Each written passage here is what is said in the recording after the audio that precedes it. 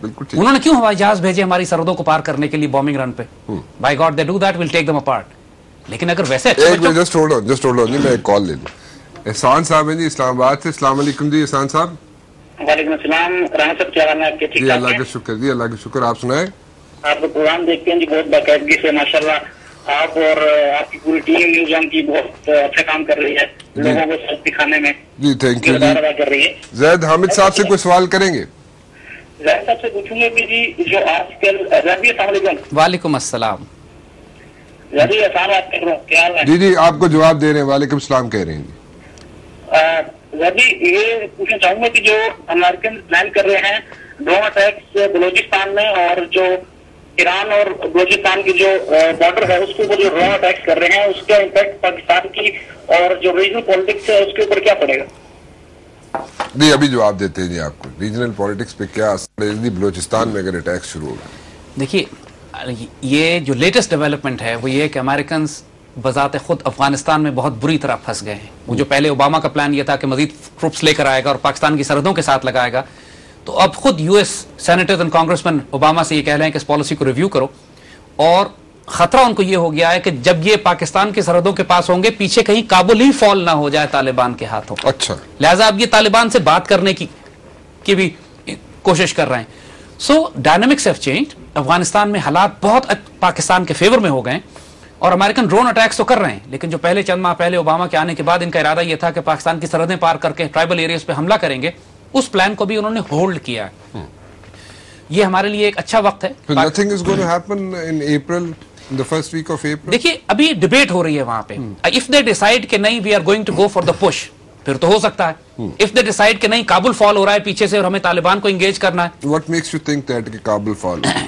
The fact is کہ کابل کے اندر اتنی پینیٹریشن طالبان کی ہو چکی ہے کہ ان کی منسٹریز، ان کے ایمبیسیز، ان کے تمام جو اسٹیبلشمنٹس ہیں they are being attacked right in the heart of Kabul. اور American troops are now being deployed. وہ کابل کے جنوب میں اپنے آپ کو ڈپلوائے کر رہے ہیں، جو پہلے ان کا ارادہ تھا پاکستان کی طرف ڈپلوائے کریں گے. تو دس از دا ریزن. ان کی اپنی پالیسی اسیسمنٹ جب آپ دیکھیے، ان کی ٹروپس ڈپلائمنٹ دیکھیے، یہ دیکھیے کہ پہلے کہاں لگا رہے تھے اور اب کہاں لگا رہے ہیں. اور امریکن کانگریسمین اور سینیٹرز اور ان کے جنرل جو ان کو مشورہ دے رہے ہیں کہ طالبان سے بات کرو کیونکہ یہ اب جو خطرہ ہے وہ آؤٹ آف کنٹرول ہو گیا. خود برٹش جنرل نے کچھ عرصے پہلے کہا تھا کہ افغانستان ہیز بیکم این انونیبل وار. اب اس کو نہیں جیت سکتے ہیں، اب دوسرے آپشنز پہ بات کرنی پڑے گی. تو یہ سب باتیں ہمارے فیور میں جا رہی ہیں. لیکن زید صاحب ایک چیز پوچھنا چاہوں گا آپ سے.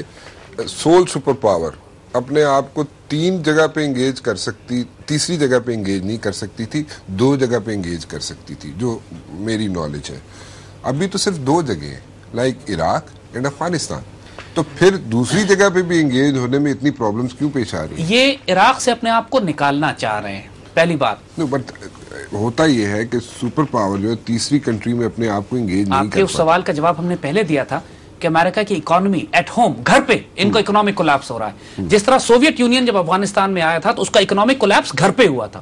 ملٹری ڈیفیٹ سوویٹس کو افغانستان میں نہیں ہوئی تھی، افغانستان میں صرف ان کی کاسٹ آف آکوپیشن بڑھ گئی تھی. یعنی اتنی بھاری کاسٹ پڑ رہی تھی افغانستان میں سسٹین کرنے کی کہ پیچھے ماسکو کولیپس کر گیا. اب یہی ان کے ساتھ ہو رہا ہے. یو ایس اکانومی اس بری طرح کولیپس کر رہی ہے کہ پہلے یہ $4 ارب خرچ کیا کرتے تھے ایک مہینے میں، اب 10 ارب تک چلی گئی ہے کاسٹ. بلکہ دوسرے ایسٹیمیٹس ہیں کہ شاید $40 ارب مہینے تک کاسٹ چلی گئی ہے. اتنی بھاری جنگ ایک سپر پاور بھی سسٹین نہیں کر سکتی. یہ آئیڈیل ٹائمز نہیں ہے کہ جب یہ 50s اور 60s اور 70s میں ایک زبردست انڈسٹریل پاور تھے اور پوری دنیا پر حکومت کرتے تھے.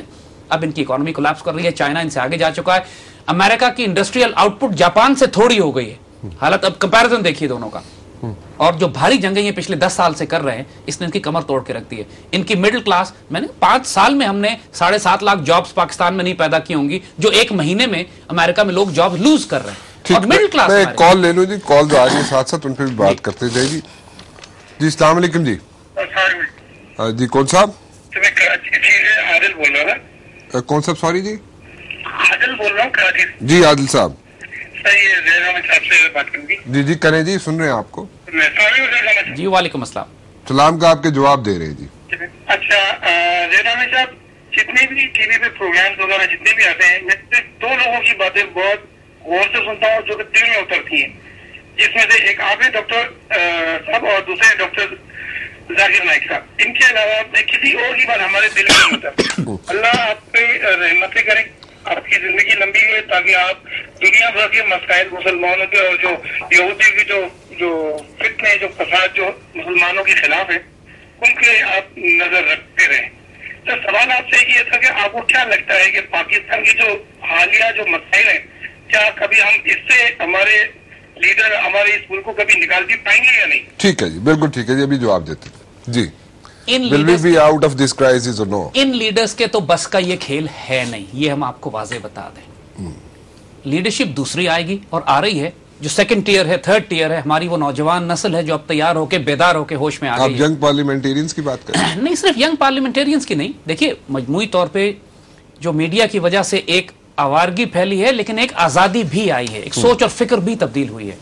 اور آپ اسسمنٹ کرا لیجئے نوجوانوں میں, خاص طور پہ یوتھ میں, پڑھے لکھے بچوں میں, کہ کیا وہ ہمارے سیاستدانوں سے مطمئن ہے. 100% رائے یہ ہے کہ یار یہ سب چور ہیں. یہ نوجوانوں کی رائے ہے. ہم آج کل چونکہ پاکستان ایک عشق ایک جنون جو ہمارا پروگرام سیریز چل رہی ہے, ہم تمام یونیورسٹیز میں جا رہے ہیں, بچوں سے بات کر رہے ہیں اور تمام اپنی قیادت سے مایوس ہیں.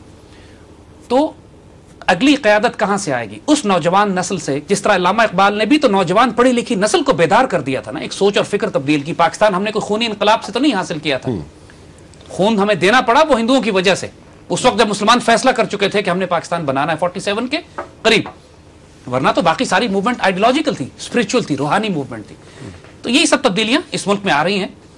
یہ لیڈرشپ اگر خود اپنے آپ کو ٹھیک نہیں کرے گی تو چاہے ایک فوجی انقلاب آئے, خونی انقلاب آئے, اس جمہوری طریقے سے اور ان سیاستدان اور عدلیہ اور آپس کے تصادم سے تو کچھ نہیں ہونے والا. ڈیموکریسی کا ڈیفینیشن آتا ہے جی لوگوں کو, اگر انٹیریئر کسی بھی پروونس کے انٹیریئر میں چلے جائیں آپ, وہاں پہ ڈیموکریسی کا کسی کو وہی بات مطلب آتا ہے کہ علامہ اقبال سے بڑا تھنکر اور فلاسفر تو اس قوم نے نہیں پیدا کیا کوئی. جب علامہ اقبال ڈیموکریسی کو کھڑکی سے باہر نکال کر پھینک دیتے ہیں اور کہتے ہیں کہ یہ نظام حکومت ہے جس پہ انسانوں کو گنا کرتے ہیں, تولا نہیں کرتے, تو جب ہلکے اور گھٹیا انسان تعداد میں اگر زیادہ ہو جائیں اور وہ قوم پر مسلط کر دیے جائیں, تو ایسی ڈیموکریسی ہمیں نہیں چاہیے. وی آر ناٹ پریپیئرڈ, ہماری فطرت میں نہیں ہے, ہماری ڈی این اے, ہماری جینز میں نہیں ہے اس قسم کی جمہوریت. اور یہ بھی رول آف دا میجورٹی تو نہیں ہے, رول آف دا مائنورٹی ہے. جو پارٹی آج حکومت کر رہی ہے اس کو تو 13-14% ووٹ ملے تھے. اچھا ایک بات بتائیں مجھے جی, یہ تو چلے ان کو جواب مل گیا جی, کالر تھے ہمارے عادل صاحب, میں پوچھنا ہی چاہوں گا آپ کے امریکنز کون سے دوست ہیں جی؟ Let's go on the lighter side. آپ مے بی سی آئی اے آپ کے دوست ہیں؟ They are extremely upset. نہیں آپ کے دوست ہیں. They are upset in the sense they are trying to be friends. ہوتا یہ بہت ہمیں وزٹ کرتے ہیں, آتے ہیں, بہت پریشان ہیں اس بات سے کہ ہم امریکن گیم کو پاکستان میں کھولے جا رہے ہیں, تو بڑا خریدنے کی کوشش کر رہے ہیں, بڑے تعلقات بڑھانے کی کوشش کرتے ہیں کہ یار کسی طریقے سے آپ چپ ہو جائیے, مطلب what does it take to keep you quiet. یہ بڑے رابطے ہو رہے ہیں ان کے. اچھا, اور اللہ کا فضل ہے ابھی تک تو قیمت نہیں لگا سکے. اچھا چلے ٹھیک ہے جی, دس از انٹرسٹنگ جی. اس پہ بات کرتے ہیں ایک چھوٹی سی بریک کے بعد. ایک بریک لیں گے جی, اس کے بعد آئیں گے جی.